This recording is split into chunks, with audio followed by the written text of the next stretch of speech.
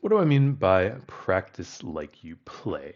Well, there's a lot of advice you've by now I'm sure heard about how to study for the GRE, but I don't think a lot of people are really practicing correctly. So we want to kind of give you a couple fundamentals here.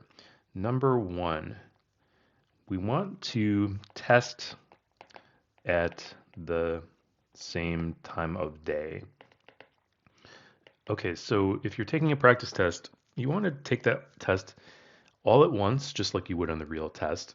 And that means do the essays every single freaking time, even though you might not want to, and do it at the same time of day you think you're going to be taking the real test. You got to get your body used to that and build your stamina. What about if we're not taking a test, just practice sets? Like if you're going to do verbal, practice verbal for 30 minutes and quant for 35 minutes. Because on the real test, that's how long a verbal section is, and that's how long a quant section is. And you're going to be attempting 20 questions for verbal, and that's going to be broken down into 6 text completion, 4 sentence equivalence, and 10 reading comp / critical reasoning. If you don't know what those are yet, don't worry about it. You'll figure it out. But you want to have that many questions on the board, whether they're coming from the books or somewhere else. You might not get through them all in the 30 minutes, but those are what you're going to be working with. Quant, it's going to be about 9 quantitative comparison and then 11 normal quant. So what do I mean by you might not get through them all? Well, unless you're like a tippity top scorer, you are not going to want to try to finish all 20 questions every time. In fact, it's counterproductive to do so because you might spread yourself too thin. Don't rush and compromise accuracy. So what we want to do is kind of accept that we might not work on every question. We do want to answer every question, fill in a bubble for everything, just because if it's blank, it's wrong. But what I think most people do is they spread their whole time out over the entire 20 questions as if they could get them all right. Some people can get them all right, most people can't. So if you're one of the many, 99% of people who aren't going to get them all right, you have to be willing to not work on them all. And the way that we handle that is that we give up and guess when stuck. Give up and guess when stuck. You don't want to make that decision too early. You don't want to judge a book by its cover, but if nothing good is happening after 20 seconds, or if you become stuck at any point during working on that question, give up and guess and just get out of there, get into a different question.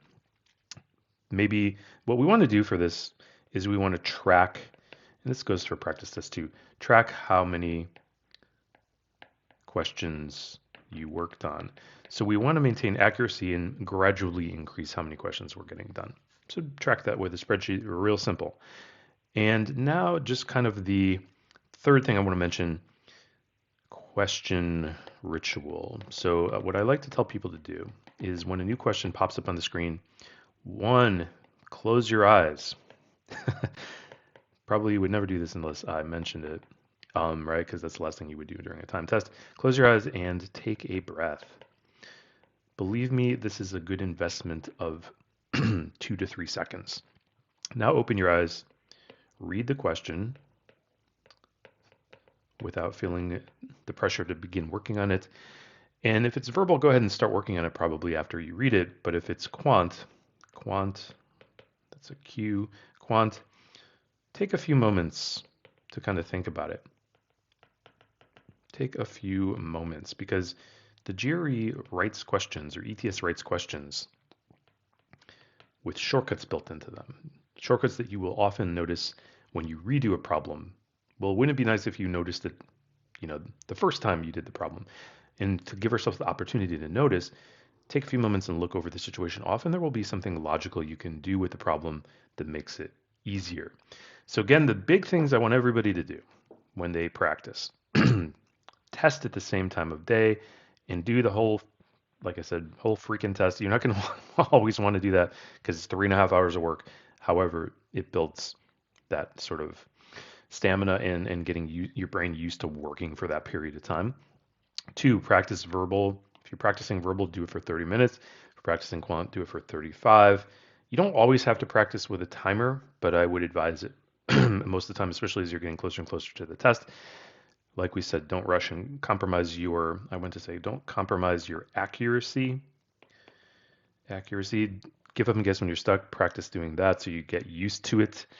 Slowly increase how many questions you're getting done within the time increment. And then your question ritual needs to be practiced as well. And I had a few things to say about that. So I hope everybody won't just kind of practice willy-nilly, but actually practice with the same kinds of behaviors that you want to execute during the real GRE.